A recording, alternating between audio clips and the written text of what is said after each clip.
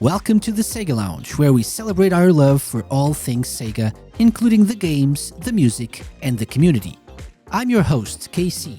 Join me as I talk to different guests and learn more about their projects and passion for Sega. Hello and welcome to the Sega Lounge. My name's KC. I'm your host as per usual, and this is the podcast that's all about Sega, the games, the music, the community, and everything in between. And as per usual, this podcast isn't the same thing if I'm alone, so it's a good thing I'm not. And today we have the return of professor, author, game historian, Ken Horowitz. Hello, Ken. Welcome back. Hi, how you doing? Thank you for Doing having me. great. Yeah, always a pleasure to have you on the show. It's always a Pleasure to good be here. time when we get to talk Sega together. Yeah. So, Ken, obviously hailing from the distant land of Sega16.com, uh, which is a website that is highly recommended for any Sega fan. So, you've been on the show a few times, but Ken, for people who maybe are new to the show, who haven't heard of Sega16.com, would you like to briefly tell people what they can expect if they visit your website? Sure. Sega 16 is a website devoted to Sega's hardware legacy, all its consoles, arcade work, and we've been around since 2004. And we do reviews, features, deep dive histories, interviews on every aspect of Sega's arcade legacy. Excellent. Excellent. That's a very good summary of what the website is. Yeah, and you can find reviews on games on several platforms. So maybe people are thinking, oh, Sega 16, it's 16-bit, so Genesis, Mega Drive. Not really. It's everything. So do check Yeah, well, out we started Sega with 16. with originally just Genesis, Sega CD, and 32X, and then in 2008 we added Master System and Game Gear reviews, and then I think 2 or 3 years later we added Dreamcast and Saturn and arcade, and SG-1000. So we cover everything now. Yeah, yeah. Excellent. By the way, so from the last, like, let's say 12 months, I don't know when you were last on the show. I think you were on the show a few months ago for the challenge episode, for one of the Mhm, challenges. mhm. But let's say like last year, what is one or two articles or reviews or whatever that you feel really proud to have on Sega 16? Putting you on Well, the spot here.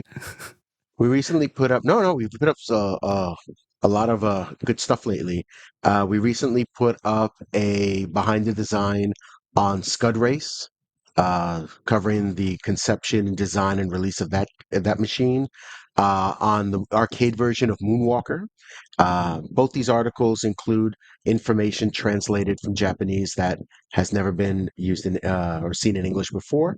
And over the summer, we did a three-part history of Sega Pinball. Uh, the first part covers Japan in the 70s, the second part covers Spain throughout the 80s, and then the third part is Sega Pinball in the United States from 94 to 1999. That has a lot of information that was only available in trade journals. The Japanese version includes interviews with former Sega person who was an executive and worked on pinball back in the 1970s, and they're really in depth, and I'm really proud of them. When we put up one in June, one in July, one in August, I broke them into three parts because they were so huge. I think the Sega Pinball, the third part, the US, that one's almost 9,000 words alone. So they're very comprehensive. Yeah, for sure, for sure. Yeah, highly recommended. A lot of like stuff I had no clue about, but you really go into a lot of detail here and give us a lot of like examples of specific machines. Some I didn't even know existed. So even licensed stuff and everything. So really, really cool stuff. Do check that out. Yeah. Okay, but we're not here to talk about the arcade today. No, the arcades. We're here to talk about actually a 16-bit game, a Genesis or a Mega Drive game, Comix Zone.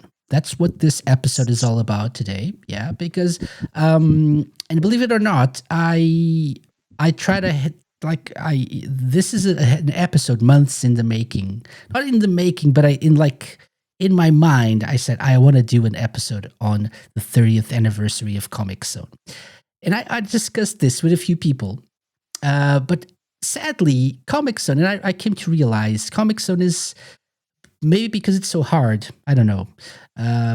It's not really. I don't think it gets the love it deserves. Um, No.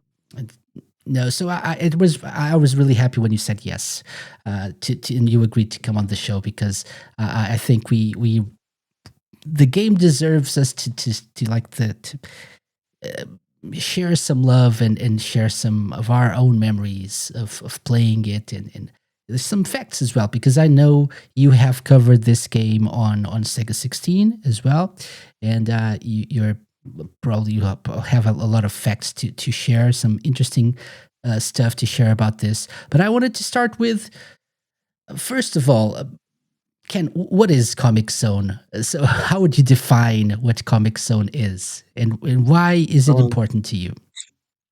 well, side scroll. It's Coming Zone is basically a side-scrolling brawler, and when you get down to the basics. Um, and the gameplay isn't overly complex. It's not combo heavy like that you would expect in a game like Streets of Rage 2 or something like that. But what it has is an atmosphere and a charm that, to me at least, no other game on the Genesis has. Um, you play as a character drawn into a comic book by a villain, and you have to fight your way through it, and you go from panel to panel, fighting comic book enemies, and the villain draws the enemies that on the screen for you to fight, and I like the look of it. I like the premise. I think there was so much more they could have done with it if they had been able to make a sequel, which was planned but canceled. And it's just it has this flavor that other brawlers on the Genesis, other beat 'em ups on the Genesis just don't have. That's true. That's for sure, right? And uh, I think the main thing that people will talk about whenever they talk about Comic Zone is the visuals, right? So it really feels like you're inside a comic book. This is probably something that we hear a lot of about a lot of games, but it's never as true as with Comic Zone. I feel because you do really are inside a comic book. That's the whole story, right? So Sketch Turner is the protagonist and he's an artist, and he gets pulled into his own comic book by the villain Mortis, right? And so he has to go from, like you said, from panel to panel. And one of the things that I really enjoyed is like when you get to like punch an enemy or kick an enemy and send them you rip the panel, the wall of the panel, Uh-huh. and send them flying into another panel of the comic. That's really fun. That's a really cool effect that I blew my mind back in the day. I I like remember little this. details. Yeah, sorry, Mm. please. No, no, go ahead. No, I was just gonna say I remember getting this late, obviously into the life of the Mega Drive for me here in Mhm. Europe, and I don't think at that point I don't think I was expecting something. How can I say this? Not that I was jaded or anything, but we had seen a lot of great stuff, and so I thought I had seen every concept. Like Mhm. as a kid, I saw, oh, this is just like a comic book hero, of course. Like it's like playing a Superman game or whatever it is. But this truly blew my mind. This idea was novel and really well executed. So it was really, really something that to to my mind as a kid was amazing. Yeah. I really like the details, little details like you mentioned about the enemy ripping the panel. Like even at the very end when you go to fight the boss, the artwork kind of uh devolves into concept art, almost unfinished. that it doesn't have color and it's just like pencil, just a penciling. That was really cool because it I mean, at the time in the 90s, I was really big into comic books. I still like comic books, but I was a huge collector.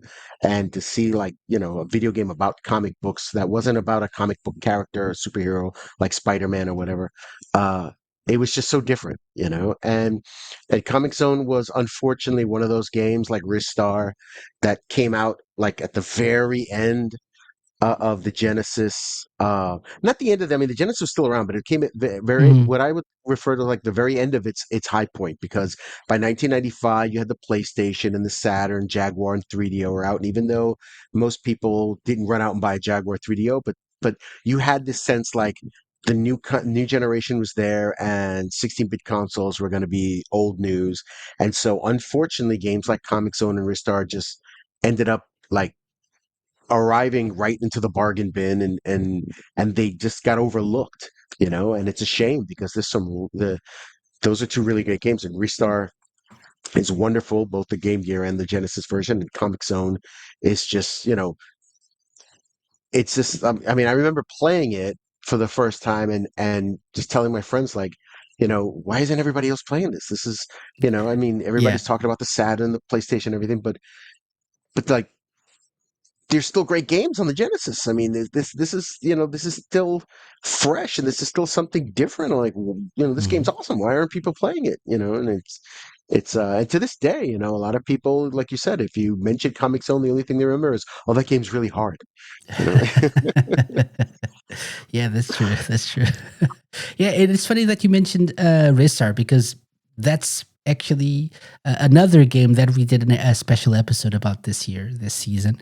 However, that one I had people like willing to come on the show. Yes, let's talk about Ristar because I usually like to have like 2, 3 guests on at the Mhm. same time, but sadly I wanted to have you and 1 or 2 more people, but sadly, they were never really played the game that much, just a little bit too hard. So yeah, and Yeah, I said, a lot of "Man, people I knew, you're missing they, out." a lot of people I knew, they would play through like they'd play the first level and they'd find it too hard, and then they would just like just give up after that. I'm like, but you play through Yeah. hard games all the time. I don't know why this one would be any different. I mean, it's not impossible. It's not a game that you.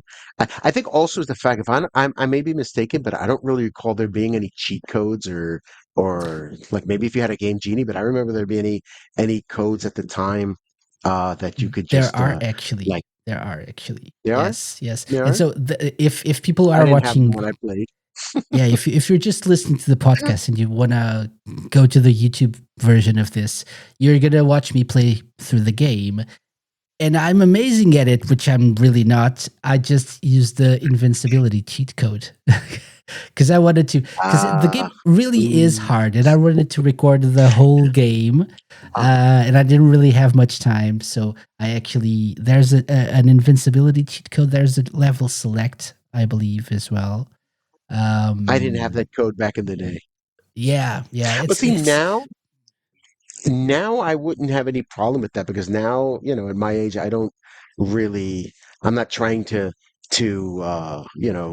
get good and beat the game prove before my friends, anything. whatever. I just want to be able to play through the game so I think now if I probably play through it again, I would probably use a code because I just want to be Mhm. able to play through the game and enjoy it and see it completely and without having to some people still enjoy that kind of, the challenge and all that, but I'm not trying to impress anyone.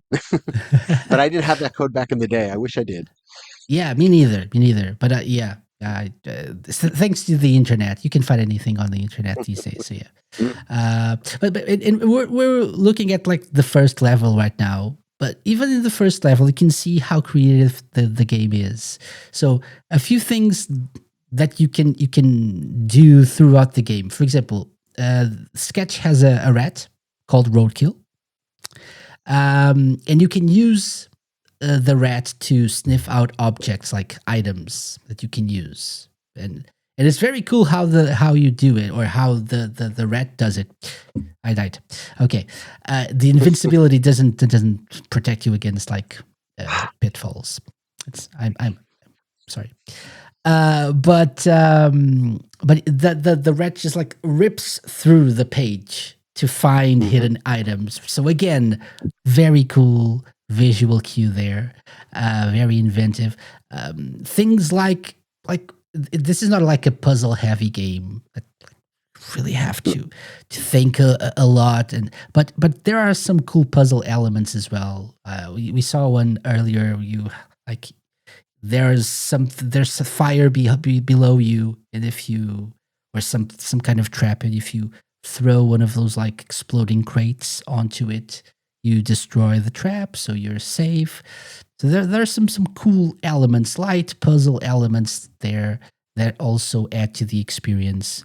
So I wouldn't say just like it's not like a side scrolling beat 'em up uh, alone, right? Like there's more to it as well, even though it's fairly short, right? It's like I believe it's like Hmm. 3 chapters long, which each chapter is divided into like 2 parts, if I'm not mistaken. So like I think 6 you could. levels, I would say. Yeah, the game. I don't think it would take an hour to beat. Maybe 40 minutes, depending if you're good. Good, Yeah. which most people were not with. So it would probably take a lot longer, but it's not that long a game. That's why if and Mhm. I've seen. I mean, I think I've seen.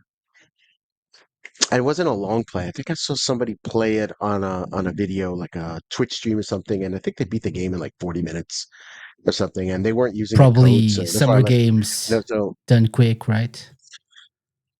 I don't remember, but That's I probably know that it wasn't like a game that takes you can beat it in under an hour, and mhm. it's a question of like knowing, when to use roadkill, knowing when to how to act, how to work with the traps and stuff and the puzzles, and familiarizing yourself with it, just like any other game of like that, familiarize yourself with the enemy patterns and which type of attack works best and things like that. And Yeah. and yeah, you're not going to do it on your first time, but you don't want to blow through the game the first time you play it either. So it's not. I think it's. I think the difficulty is overblown sometimes. That maybe over the years people have made it out to be more than it really is. It's not an easy game, but it's not impossibly hard either. That's true, and it's part of the whole experience that we had back in the day, Hmm. right? We didn't, if you think about it, many of the games we played, and we spent maybe weeks or months playing the game over and over again, but they're really short. It's just they Yeah. were somewhat hard compared to like modern day Saturns, and and we were easily entertained as well. It Yeah, was but the that's why the game is so hard, because if it's games that are short tend to be, back in the day, games that were shorter tended to be harder, so that would last longer. it's So true, if yeah. but I mean, even back Uh, then, if you didn't buy it, it was a good rental for the weekend. You would have fun with it. So I mhm, don't know why a lot of people are so down on the difficulty. mhm. Are they We're, watching us, or are we're they watching you play? No, we're yeah, we're watching a replay of one of those games and quick runs, and Oh, so okay. apparently they're gonna complete the game in like 20 minutes. Oh, wow. So, and which is interesting. I don't know if it's like using some sort of like it seems to be struggling with very easy parts. I don't know, with like that easy puzzle, but I don't know. Maybe there's Well, some speed sort of runs and like things like that, I don't trust, because like I've seen videos that people beat like Dark Souls with their feet or something like that, and like, oh, if he can do that, it can't be that hard. And like, oh yeah, it's hard, but but uh, but no, I think Sometimes that it's like I like. they take advantage of glitches and stuff. So maybe there's some of that involved here. Let me just try to move ahead a little bit to see if they really do it. Like 12 minutes. Let's see. And it's See, the there's final what I boss said about the fight. concept art. Yeah. Yeah, So yeah, they're doing the it like unfinished pencils. 20 minutes? They did it in 20 minutes. almost Yeah, 19 19. minutes. So yeah, that's amazing. And they're not using Wow, the invincibility cheat code either. So 19 minutes. There we go. Wrong switch. Wrong switch. Nope, nope, nope. She's gonna Oh, he's die. trying to. She's gonna die. It's the switch on the top. It's the switch on the top. Yeah. So, podcast listeners, we're really enthralled by this. This is yeah. There's a okay. He's figuring it out. All right, there you go. Yes, there you go. Yeah. So he could have done it They're 30 finishing the seconds game earlier. a lot earlier. There's a lot at the beginning that he like seems to be struggling with. So, oh, he died. Still, he wasn't able to save Alyssa. Yeah. Oh no, he Yeah, spent too long. he took too long. He took too long. Yeah, which is something interesting about this game as well, which is like multiple endings, like a couple of endings, I guess. You have the good ending Like and the bad ending. like Revenge of Shinobi and Spider-Man versus the Kingpin that you had to save the girl. Mhm. You know, beat the boss in time to save the girl. Yeah, even Streets of Rage, I guess, could become the bad guy. So there are two types of endings, right? Which is something that was fun back in the day and still is. Yeah. I always liked in Revenge of Shinobi, I always liked letting her die, getting the bad ending because the music, the song My Lover was better. It's like, sorry, Very sweetheart, you true. have to die. I want to hear this song. Even I think when you become the bad guy in Streets of Rage, I think the song is better as well. I think. Hmm. Yeah, I never thought about that. Bad guys Yeah. get all the jams. There you go. Yeah. Um, so we were talking before we started recording, but you interviewed the game's director, Peter Yeah, Morowick, I he's believe. yeah, he did the all the art and design, the concept. It was kind of his baby. Yeah. Any interesting bits of information that you got from that interview that you want to share with us, if you remember? Yeah, I think I only asked him a couple of questions, but he did mention that the game basically had to be approved twice. It was approved. He showed it to management. Tom Kalinske, the Sega of America president, liked it a lot and gave it the green light. And then they had to put it on the shelf for to make Sonic Spinball because they needed the Sonic game out. And then when the next round of concept pitches came around, he pitched it again. And he was lucky that Kalinske remembered the game. And so he had to basically get the game approved twice. But by then, the game was released, you know, just around the time of the PlayStation launch and when the Saturn was Mm. out, and supposedly, and that didn't help its sales at all. Like I said, I remember going to Toys R Us and seeing that game, seeing Restart, seeing the Sega Nomad like in the clearance bins. Like Oh my I god. I I discovered the Sega Nomad in a clearance bin, like a portable Genesis, and it was in the clearance bin. You know, so it's it's uh it's a shame if it had been released um the first time it was approved, it probably would have done a Mhm. lot better, but it Yeah. came out a little bit too late. So yeah, So, but it now the released September 1995 in Japan, yeah, July I believe in the US, and October in Europe. So yeah, so the Saturn was already out, and the which came out in May, and then it came out in like a month and a half later. The PlayStation came out, so it got completely swallowed up by that. Because Mm. I remember very vividly at that time there were a lot of people who like they were just like trading in their Genesis and Super Nintendos towards the PlayStation. I decided like with games like restarting games like Comix Zone that I wasn't going to get rid of my Genesis. I wanted to keep it, and I was like, well, I will take all these games that are going right into clearance. Like, yes, please, give them to me. And I remember going to a friend on Sega 16. We have a series called Stories from the Book of Genesis that are stories about when Mm. from gaming. And the very first one I did was about a friend I had named Juan who every time you went to his house to trade games, you ended up trading with his mother because his mother was a gamer. And so Okay. you would start talking to Juan and you'd end up trading with his mom. And I remember that to get the PlayStation, I went and traded some things to him for his Genesis games. And then I took those Genesis games and traded them in to reserve the PlayStation because I didn't want to get rid of mine. And so I was still playing games like uh, Comix Zone and Restar when the Hmm. PlayStation came out, but that coming out at that time, that was like the worst possible time to release a 16-bit 2D game.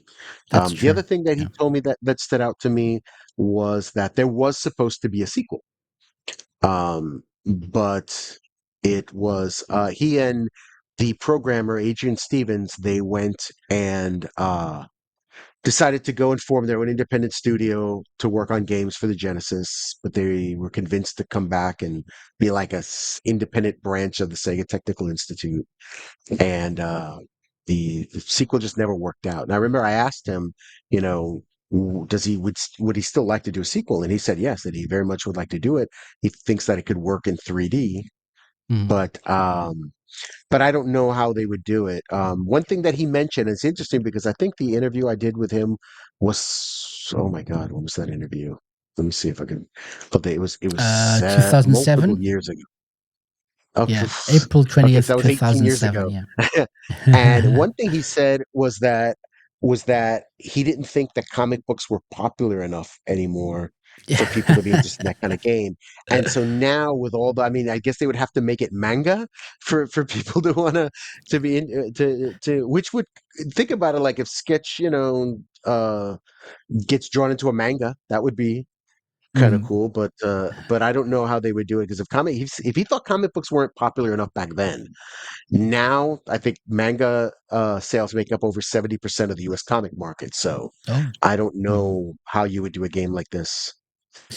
It would be Yeah. cool if he made like a second character who was like maybe a Japanese manga character and Sketch joins him. So Mhm. it's two-player mode, and they go into a manga and have pages, where you instead of scrolling left to right, you scroll right to left and things like that. Mhm.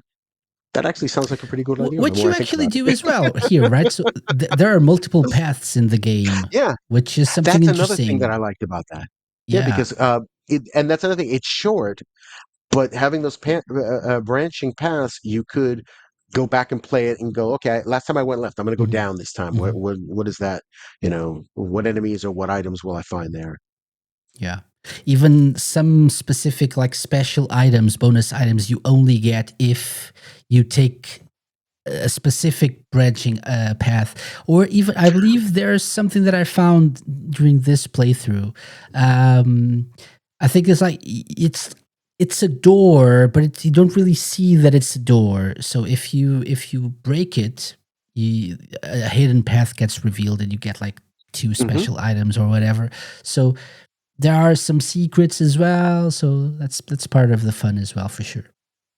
I don't remember. It's been a while since I played it, but I do remember that when you get roadkill, you have to go like you have a choice of directions, and if you go in one Mhm. direction, you can rescue roadkill. But I don't recall if you go in the opposite direction. I think you find him later on, but you end up having to go later without him, more of the game without him.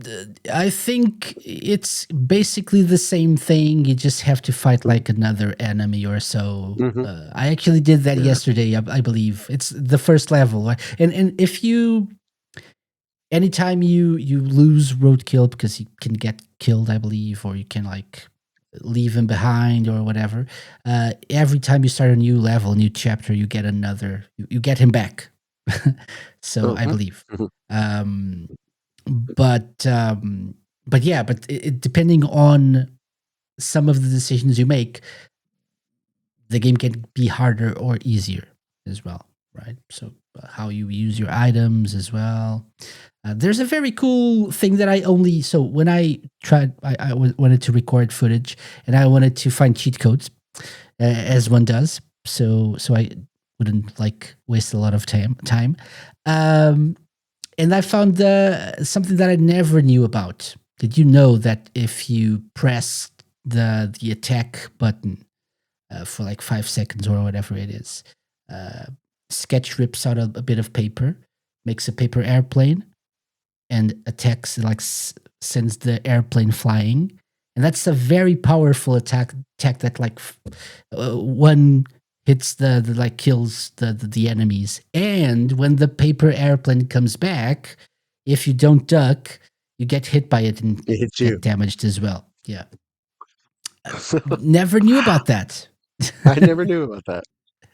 I don't know if I recorded that, but maybe. Um, but yeah, so we're still finding secrets. There's another something else that is special about this game is the music. I think it's Hmm. very specific, right? Howard Drawson. Howard Drawson, and his band as well involved in this. It's a very specific type of like sound. Hmm. Like it's very Howard Drawson as well. If you know his other works, you can tell that it's Drawson working on this. Um, This the CD oh, that there we go. included with There we the game go. was Look, oh, there you go. See, there you go. Yeah. the CD that a music CD that came included because the game came packed with a music CD. Hmm.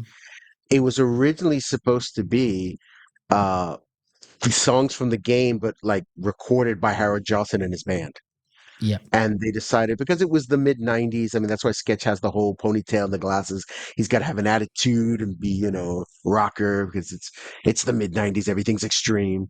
But they decided to instead go with a sampler with different bands and stuff. But Marwick, I believe, said that that they did release versions, a limited amount of those CDs. I think with the earliest versions or something. I'm pretty sure you could find that online. And Hmm. I would Yeah. really, really like to hear this because I love Howard Joss's music and I like the music in the game a lot. And to be able to hear, you know, played with real instruments as a band, that would be awesome. Yeah. Yeah. Yeah, there's an album. Yeah, and the band was called Roadkill, if I'm not mistaken. His band was called Roadkill. So, yeah, um, and that's part of the experience as well. And it's like you said, it's like it was the '90s, and everything was extreme. Uh, even like the X on sketch turners, like shorts, like Ah, extreme. Um, and his attitude as well. So mhm. if you press down a couple of times, like 3 or 4 times or five, I can remember, he farts because why not? Did you know that? No. Something that I think I knew about that. I think I knew about that, but I'm not sure. I know that I remember when I paused the game when I was a kid. I think he screams like Sega. That's the Sega scream or something if the game is paused. And I remember that from when I was a kid. But yeah, lots of really cool hidden things here in the game. And again, it was the '90s, so definitely. And look at this cool part, like you said before, like you can see the hand drawing an enemy. That's Mhm. really cool. Well, Yeah. and him farting at this time doesn't surprise me. I mean, this is cartoons at this time were Beavis and Butthead, Ren and Stimpy, right? Yeah. So yeah, very cool game. I think the like in your interview with Peter, with the programmer and director of the game, also mentioned this. There were games later that were probably influenced by Comix Zone. There are some Spider-Man movie Hmm. games actually that did some similar stuff. But I think when I think of like a spiritual successor to Comix Zone, I think Beautiful Joe. I'm not sure if you've ever played that game on, Yeah, I believe, the yeah. GameCube, right? Was the closest thing perhaps that we ever That got was like to that was like 2.5D, right? That wasn't full like three yeah, dimensional. I yeah, think that yeah. would work if they decided to do a Comic Zone sequel. I think that would especially thinking, today how there's been a resurgence in popularity of retro style games, but with like Mhm. modern. you play games like Shovel Knight and things like that that look and sound like the old games, but they have the frame rate and they have the colors, and then you don't have to worry about the slowdown and things like that. And the So quality of life element as well. yeah, Yeah. yeah. So I Mhm. think that now maybe if he, I mean, look at the new Shinobi game, right? Yeah, Um, for sure. so I think that maybe there might actually be an environment that I don't know if he would pitch it to Sega how receptive they would be. They might not even, remember Comic Zone but I honestly think that there might be an environment for it now if they did it that way. I believe so. And there's I believe there's like a special acceptance for every anything retro these days, uh, and the indie scene is very prolific as well. So I would Mhm. think that, like, even if you don't go 3D, like a 2.5D, whatever it is, like you said, just like Shinobi, I wouldn't mind at all to see Lizard Cube tackling Comix Zone Yeah, next. They're yeah. really good at what they do, and thinking about like what they could do in terms of art style after what they did with Streets of Rage and Shinobi would be really really cool, right? Um, Obviously, cell shaded graphics are something that were all the craze in the early 2000s, I believe. Beautiful Hmm. Joe is an example, just a radio. And so doing something like that, like with that comic book feel, or even the manga feel, like you said, that would be amazing. And I think that would be it would be well received if done well. Obviously, it's not just the visuals; it's about the Yeah. game.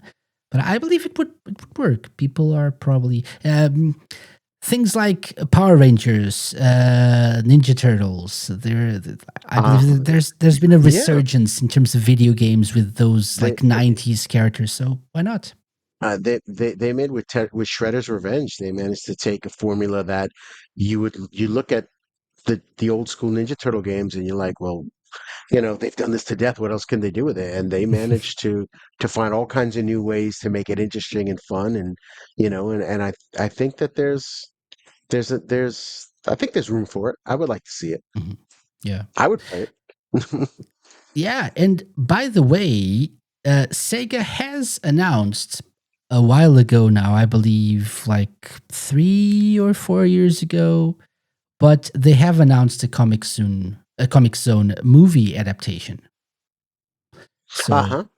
I don't So know. they haven't forgotten about it entirely.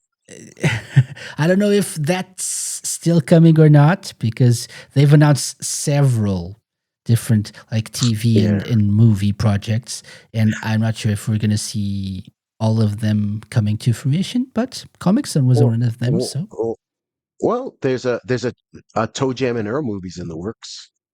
that's true. The game's Still, creator, Greg Johnson, said that it's the same studio that made Sonic the Hedgehog mhm, is working on it, and I think they've done 3 script revisions. He says it's really good, and they're trying to the find a Sega's director. supposedly really enthusiastic.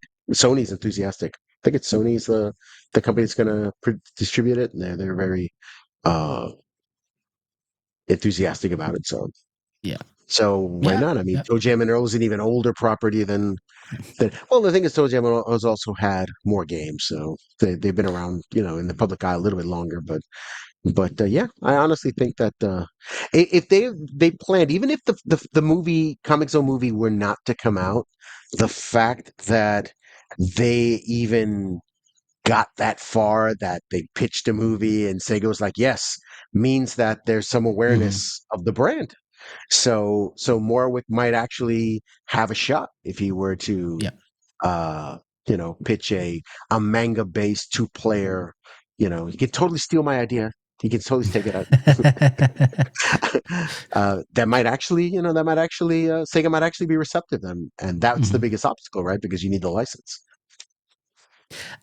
The other thing that I think we should consider is the amount of times that Comic Zone has been re-released throughout the Uh-huh. years, right? Yeah. So like it's out up there with like the Mega Drive Sonics, with Ristar as well, with Shinobis, with the Streets of Hmm. Rages.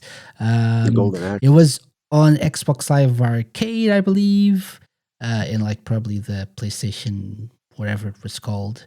That's the line of games that they released with Sega. Hmm. It was on like the Genesis collections on consoles, on Steam. Hmm. It was on the Mini, the Genesis Mini. Was it was released in Sega Forever? I think it It was. was I'm not Sega sure. Forever as well. Yeah, yeah, it was part of it. Hmm. Uh, RIP. But yes, Nintendo Hmm. Switch Online, I believe, also has Comix Zone in its Genesis or Mega Drive like So service app.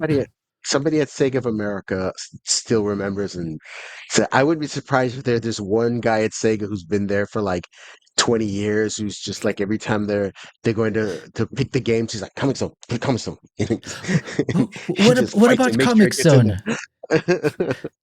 Where it's like you're like, yes, Comic Zone guy. Yeah, yeah, please do something with that. Oh, okay. So he comes in the room. They're like, "Yes, Brad, we're going to include Comic Zone." You know. Please shut up. Yeah, yeah, yeah. So that's something that also makes me not understand people who think Comic Zone wouldn't work today. So I believe, and I think again, going back to Peter's interview, and I actually have the what he said, like times have changed, and comic books aren't as popular anymore. Yeah, Ironically, was yeah. the rise of video games that contributed to the decline of comics. What have we done? um, but that being said, superheroes and comic book heroes are as popular, perhaps, as they've ever been, thanks to Hmm. movies and other types of media. So I think it could work. I think it would work. So, real quick, Ken, apart from the manga idea, what would be the perfect Comic Zone sequel in 2026? Let's say for you. It would have to be two-player. I'd like to see two-player mode. I'd like to see maybe selectable characters that you could be. Like there's a special attack that Sketch has that he can turn like into a superhero. It would Hmm. be nice to see if maybe in certain stages he could like adopt certain super powers or personas to complete certain stages. That would be cool. Like maybe in one stage he'd be able to nothing superhero-y like he could fly, but it would be cool if he had the ability to like to jump really high. If he could like maybe a certain power up that would give him superpowers or something for each stage, you know? Because at the end it says that he went his comic book was like sold out instantly and everything, and he had a big comic career. So we would assume that if they did a sequel, he would have already done other comics and have other characters. So I would like to see maybe Yeah, they incorporate, ideas, and that Sketch would be able to adopt the powers of those characters that he created, you know, depending on the stage, something like that. That'd be cool.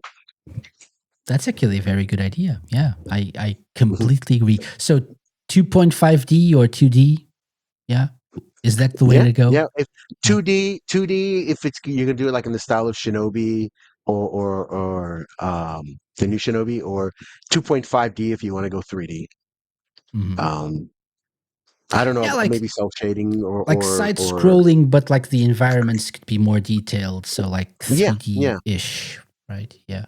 yeah. I It has I to have the honestly comic don't format. know if how this could work in 3D and like um because it's very Yeah, specific. This is like a comic book. well, Unless you change it exactly. like to a movie or something, and still. It if you want to, I would like them if they were to do a sequel to maintain that comic book page panel by panel, make the panels longer. Like comic books also have Mhm. splash pages, which are images that take up maybe 2 pages or things like that. So you can have bigger panels, longer stages like that. But I would like them to maintain the comic format. And comics are a 2D medium, so I Yeah. think that two D or HD 2D or 2.5D would be the best way to go. Mhm. I don't Yeah. think I think it would lose something if it went to 3D.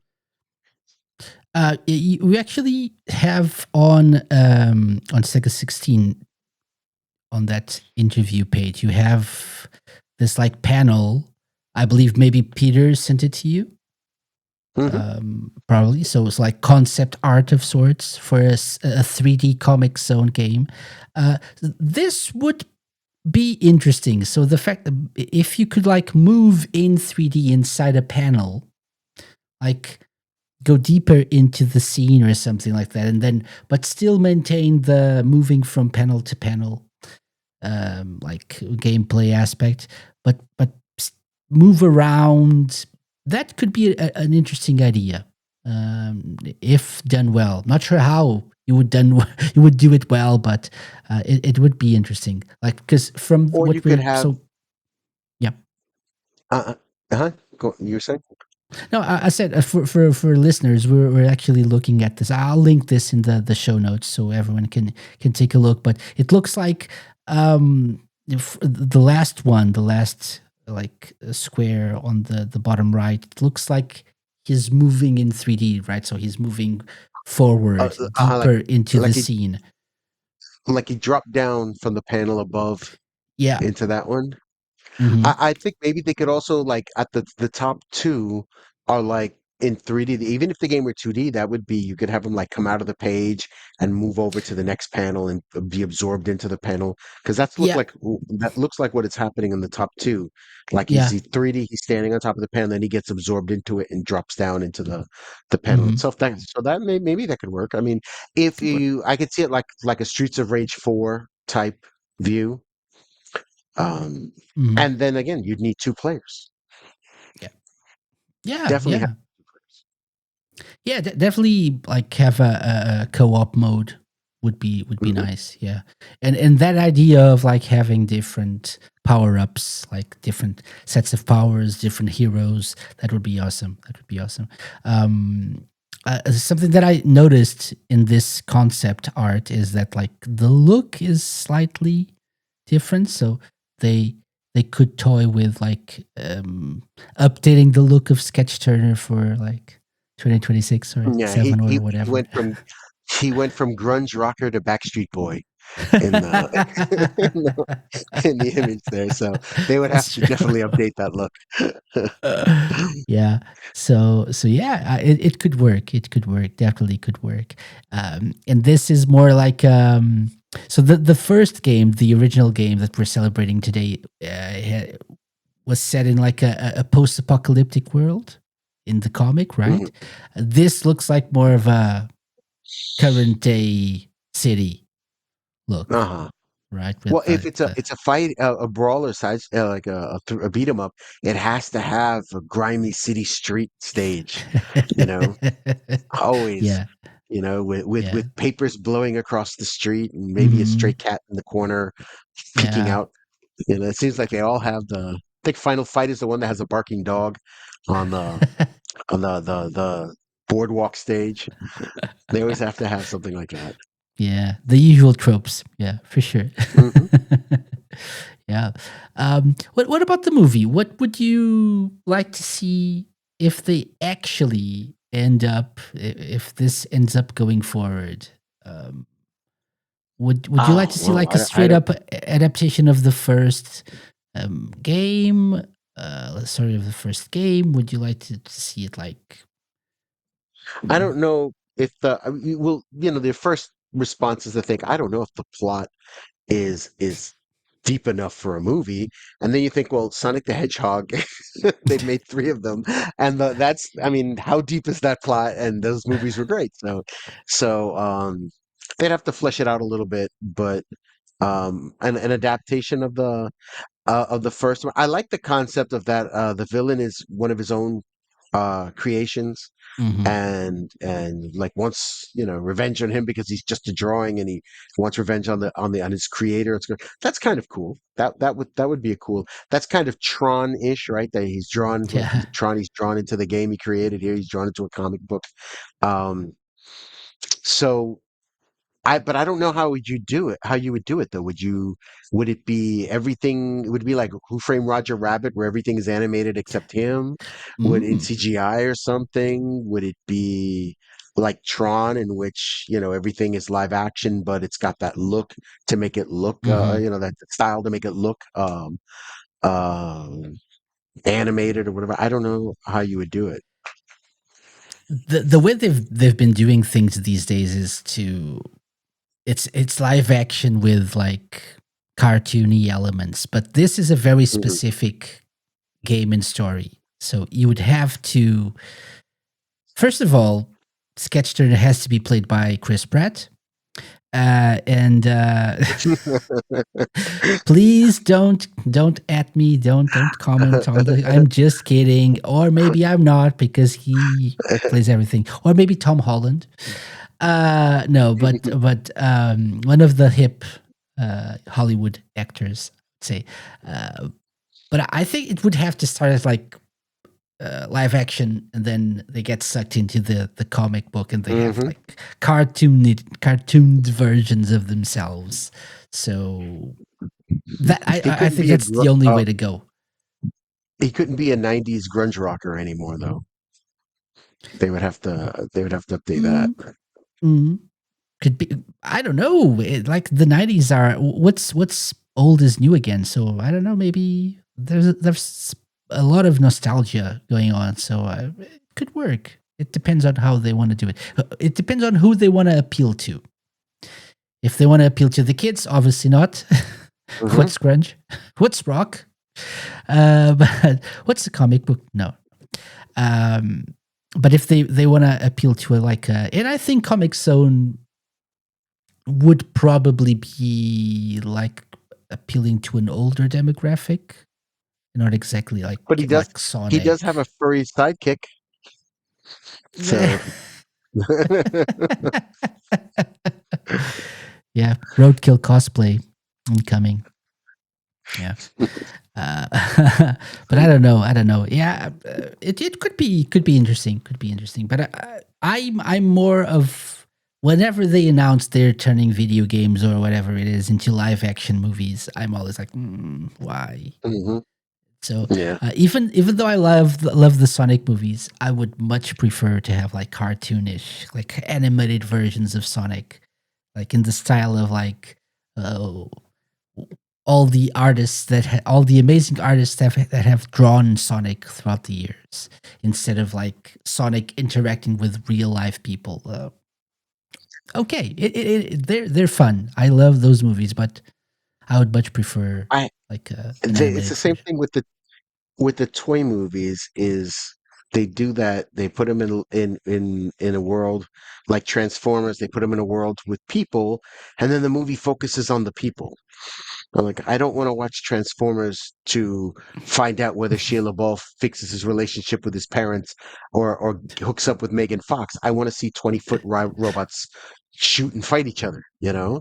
Yeah. So that was at first when Sonic was announced, I was like, oh God, there are humans in it. I don't really, I don't want to, and I was like, well, in the third, it's you have Robotnik and you had Shadow and you had Knuckles and Tails, so there were a lot more other characters. But in the first one where it was just Sonic, I was like, oh my God, it's just going to be him and people, and I hope they just don't make the plot about the people, which is what they tend to do in these kind of things. And thankfully they Mm. didn't. So, Interestingly enough, in the second one, you had more game characters, but also more human characters uh-huh. and more irrelevant human characters. I think they fixed that in the third one. There were some human characters as well, but not as annoying and as useless, I guess, to the actual plot of the game of the movie. Well, But I love Jim Carrey as Robotnik, oh so yeah, I'm willing to that's give them a pass on. that's true. That's true. Yeah, Yeah, yeah. perfect casting. For sure, for sure. Yeah. Okay. So yeah, basically what we're saying, people, is go play Comic Zone. Go play Comic Zone. Yes. And if you, I'll leave right now. Actually, in editing, in post, I'll edit the cheat code for the invincibility mode. And for podcast listeners, I leave that in the show notes as well. So go play it, even if it's like if you just want to see the game through to the end, at least the first time, and then you'll find out why you should replay it in like normal mode without Mhm. any cheats. Okay, so do that because I think you'll find a very interesting game, fun and deeper than you probably think. If Yeah. you haven't, if you've only played the first level, right, or if you've never played the game at all, um, I would like to see Ken uh, sketch turner in Sonic Racing Cross Worlds. I'm not saying it's going to happen, but have you played Cross Worlds yet? No, not yet. Okay, so they've been announcing crossovers with like third party characters and Uh-huh. IPs, but also Sega characters. So far, like officially announced, we have Joker from Persona 5. Hatsune Miku, in a way, is a Sega character as well. Knights hasn't really been announced, but it's been like in a way they've like shown Knights, so people know Oh. Knights is coming. Um, but there's a lot of speculation of how or what are the other Sega characters that they're going to add, and what other like maybe stages as well, like courses that you can race on will be. I don't understand why this is always so difficult. They've made like three or four of these racing games, and it's like you give a Golden Axe stage, an Altered Beast stage, a Shinobi stage, a Streets of Rage stage, a Sonic stage, and let us race as all the characters, and then release more Sega characters as downloadable content. That's it. I don't know why this is so difficult. You Nope, know, give me a nope. stage, a House of the Dead stage. Give me a Space Channel 5 stage. You know, Ooh Hmm. La La's car can be a little space saucer. If it Comic Zone, it could have a rat-shaped car, right, or something. You know, but Yeah, it's not yeah, that yeah. hard. I don't understand why they always have to, leave you guessing. It should just it's this should be a no-brainer. I don't think so. We're not in Sonic and All Stars or Sonic and Sega All Stars racing territory anymore, which means it's mostly Sonic racing. It's now called Sonic Racing, which uh, I mean, I'm still hoping for characters like Ryo Hazuki from Shenmue, for example, Hmm. and others. But being realistic. I'm not expecting a lot. They've announced. I forgot about one, which Ichiban Kasuga from the Like a Dragon, the Yakuza games, and there will Yeah. be apparently. So that's three: Miku, Joker, and Kasuga. They're three of the Sega characters, and there are like on the website there are 3, 6, 10 more slots for racers. One of them is definitely Knights. That leaves us with 9 slots, at least for now, because they can always add stuff. But I don't think they're gonna go as deep into it as they went with Sonic and All Stars Racing Transformed, which was amazing and had all these characters and stages. I think we're gonna get Sonic stages mostly, um, and then a few Sega characters. But I don't know. I mean, it's just all they have to do is look at Nintendo. It's like with Mario Kart. I mean, they just, every Mario Kart, they just add stages for like from different Nintendo games and stuff. And so, I mean, why is this so hard? I've not never. anymore, One thing though. that no, that's true. That's true. That Yeah, was the latest one. the last one, they actually went back to focusing more on Mario. So I don't know Yeah. who's learning from whom. I don't know. But Sega seems to, in these types of games, Sega always seems to be so afraid of its own history. Like, oh, we don't do that because, people might not recognize it. Well, maybe they don't recognize it because you don't do anything with it. you Mm, know. And yeah. you have a lot more people who know your history than you think. If you put a in this game, if you had a character whose car was the Hornet from Daytona, people would recognize that car. You know, Mhm. maybe put, I don't know, Akira from Virtua Fighter driving the Daytona Hornet, you know, to represent the Yeah. Virtua, the Model 2 games or whatever, or this, you know, people would know Mhm. who that is. People would know that that's the Daytona car. So, I'm and whoever doesn't guessing. know, well, then he's got to go learn. You No, that's for sure. Yeah, Sega know? Education. He's got But homework. I'm guessing Shinobi, Golden Axe, Virtua Fighter, even Streets of Rage, and maybe Crazy Taxi, Jet Set Radio should be represented because some of these are games or IPs they announced they've been working on. So Crazy Taxi should have been one of the default races. I mean, they drive a sure, car in the game. sure, You've got the character and the car already. Just sure. this that should have been one of the default characters. If they tie this to the games they've been releasing, maybe more, maybe one or two more Yakuza characters because they're Yeah. extremely popular. Mm-hmm. I believe Persona, maybe. Shinobi, Persona we have already one already, but maybe another one from like Persona 3 Reload, which was or 4, Mm-hmm. which have been having like re-releases or remasters. Shinobi is a no-brainer with the new game. Streets of Rage, perhaps there's a new coming. Comix Zone, like not Comix Zone, Comix Zone as well, but no, Crazy Taxi, as we said, Jet Set Radio, Virtua Fighter. There's a new Virtua Fighter. There's like a new version of Virtua Fighter 5 out, and people are playing it. And there's a new Virtua Fighter project coming soon. So Mm-hmm. it seems like a no-brainer to me as well to get people hyped for that by including characters from that franchise.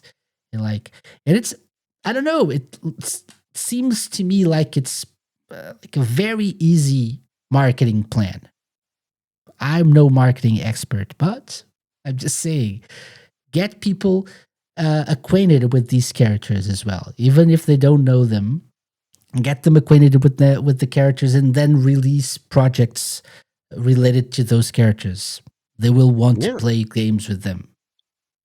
I think it makes It sense. doesn't make any sense, for example, to say, well, we can't release you know, we can't have, for example, Sketch Turner in the game in a rat shaped car because people don't know who he is, even though we've been releasing the game on compilations for the last Yeah, 15 years, you know. But then why do you keep releasing the game, you know, yeah. if people don't know who it is? And you think that since you've been releasing it, you know, over and over Mhm. and over, that people, you know, more people are familiar with the game than you might think because you have been keeping it, you know, in your compilations since 2001 or whatever. Yeah, yeah, yeah. It doesn't really make sense, right? So if the game is not that special, right? Why do you keep re-releasing it? Mm-hmm. So people know, they see these like comic book panels and they know, "Oh, that's Comic Zone." It's like it's very distinct, very distinctive looking. So people should know what it is. Yeah, we can only hope. So let's see what happens in terms of like Sonic Racing Crossroads. I recommend you try it, Ken. It's a card game. It's a card game with Mm-hmm. Sonic and other characters, but it's really well made. But I'm really hoping we get some cool Sega representation, like from other Sega franchises in the coming months, because that would make it more special. To me, Sonic and All Stars Racing Transform is still the like the pinnacle of Mm-hmm. that style of, not just the style of game, but like that style of like crossover between different Sega IPs, like the probably the ultimate celebration of Sega in a game, in a single game. Mm-hmm. I think, and so there was so much love put into that game. That's I actually was a little bit sad when I saw them announcing Sonic Racing instead of like Mm-hmm. Sonic and All Stars Racing or something. But it is what it is. Anyway, Ken, any other things you want to add about Comic Zone? for people listening to this? Don't pay attention to people complaining about the difficulty. Play it. Try it. It might be a little bit difficult at first, as any game is when you when you play it for the first time, but it will get easier as you learn the stages and you learn, the layouts of where the items are and switches and things you have to do. And it's a very fun, entertaining game that's different than your average beat 'em up. So I Mhm. recommend that it's a true hidden gem, as they say. Yeah, for sure. And it's not that in terms of like enemy variety, there's not a lot. They probably introduce like most enemies are introduced in the first chapter, and then maybe Mhm. one per new chapter is introduced. So like they get harder as you progress, though. You get find the same enemies again, but they're smarter. They can block your attacks and stuff. Uh-huh. And that's another thing you can do. You can block attacks. So if you find like you're getting a beating, just learn to block. Like Well, I like and it's in the video of gameplay that you had that Sketch was fighting an enemy and he was blocking and Sketch was saying this attack is useless. You know? yeah, because that was basically just like button But mashing at that mashing. point. Yeah, at that point, I'll be honest. And so, no, don't do that. Oh, and another thing you can do is, and this is one of those games that benefits from the 6 button controller, because you have 3 items, and I can like show that here real quick. You have 3 items on top of your health bar, right? And if you use the 6 button controller, this is not really the original one, but if you use the 6 button controller, you have ABC for jumping, attacking, and blocking, or doing something else. You can assign a specific attack to C, like for example, like the shoulder push or something like that, or like a Mhm. special kick. You can actually choose which attack C is. If you don't do anything by default, C is block, so it's you protect against enemy attacks. But then XYZ at the top are automatically assigned to each of the 3 items, like the left, middle, and right items, Mm. which is much easier than using the 3 button controller layout, which you had to select and press the D-pad at the same time. So that was a little bit more cumbersome. So again, one of those later games that benefits from the 6 button controller if you Yeah. have one available. Yeah. Whoops. Just dropped my controller. But yeah.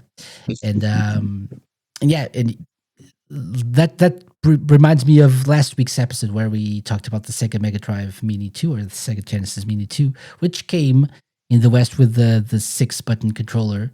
One. But yeah, and it's really useful for fighting games and for Hmm. Comix Zone.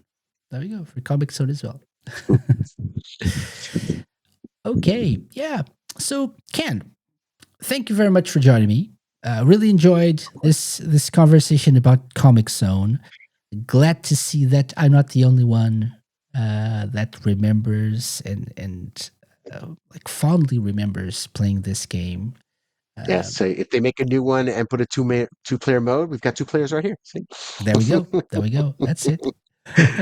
And hopefully, people listening to this will also get on board and let us know in the comments. By the way, if you're watching the YouTube Yes. version, are you a Comic Zone fan? Because I really want to know the usual people that come on this show, like friends of ours.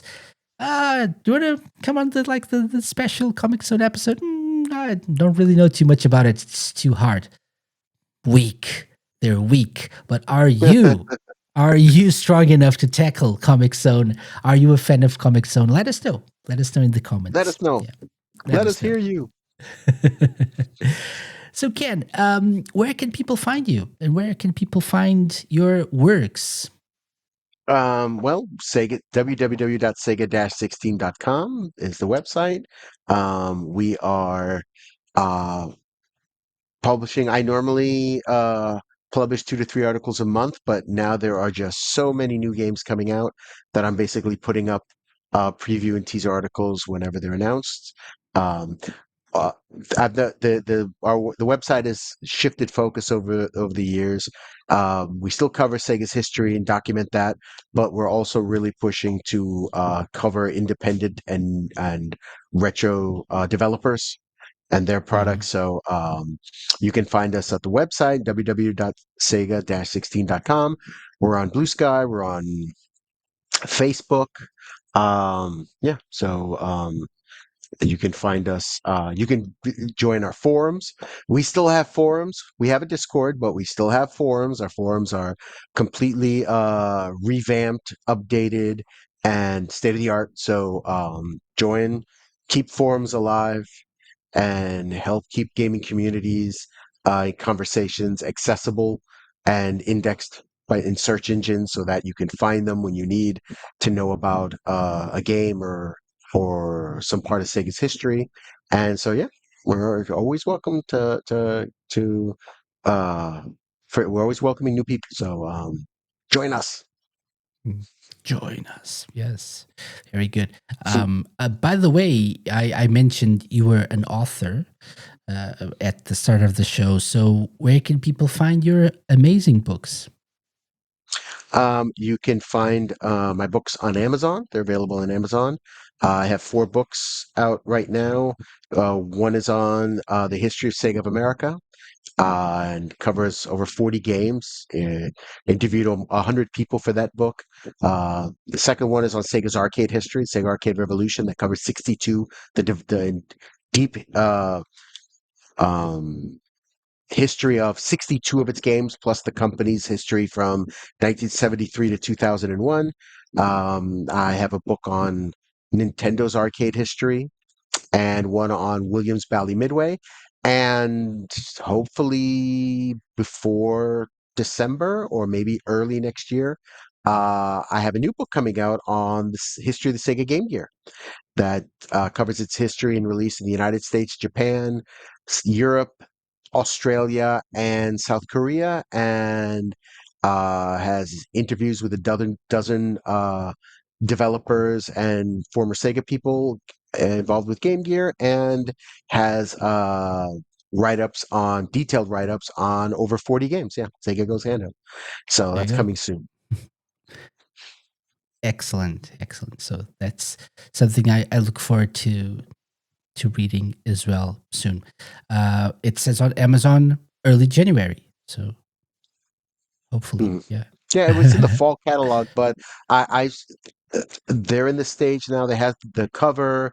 They're in the stage now where they are basically laying out with all the images, and, Mm. and then I give it one last look over the proofs to make sure that there are there are no errors, and then I have to do an index because all my books are indexed and have full bibliographies. And even though that is very tedious, it takes a lot of time. As a researcher, I find that it is invaluable to have an index. If you want to read up on, I don't know, say, Fantasy Star Adventure or whatever, you don't have to Mhm. thumb through the book and find it. You go to the index, alphabetical order, find it, boom, this page, boom, and you go right to it. Um, so I have to do that. But then, yeah, that's all that's left. Everything else is done. The manuscript has been finalized and edited, and images submitted, covers done. And so it's just that one last look in the index, and it's good to go.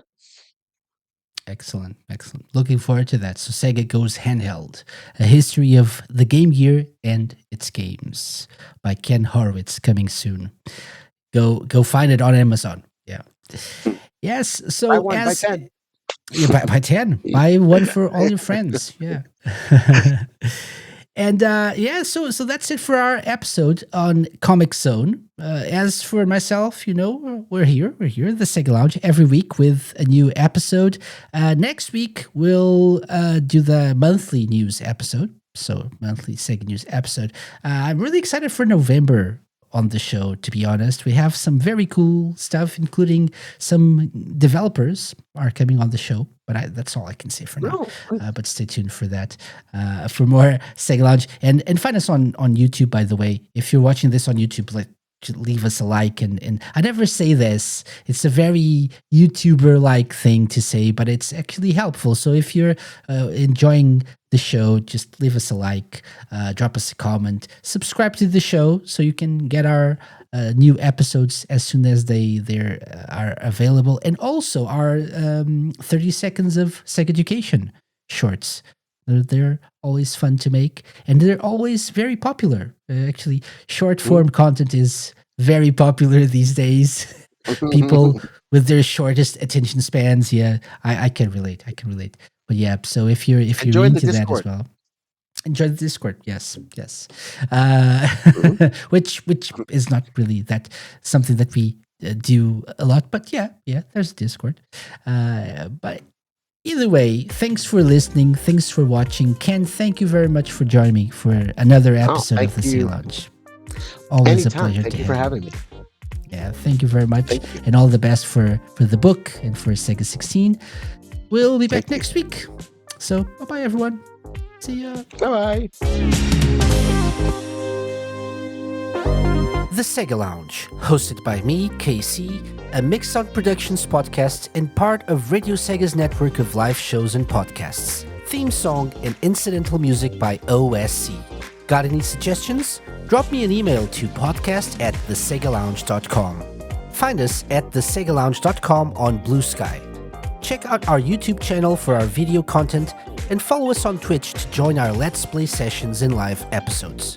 You can find previous episodes of the show by going to thesegalounge.com, on the TerraPlayer app, and wherever you listen to podcasts.